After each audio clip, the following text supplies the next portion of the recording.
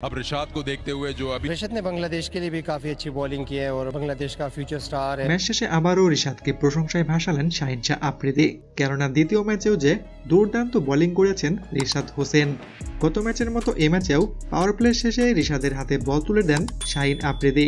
আর প্রথম ওভার করতে এসেই আফ্রিদিকে চমকে দেন রিশাদ হোসেন। প্রথম বলে তুলে নেন শান মাসুদের উইকেটটি। আম্পায়ার প্রথমে আউট না দিলে রিভিউ নিয়ে এই উইকেটটি পান রিশাদ হোসেন।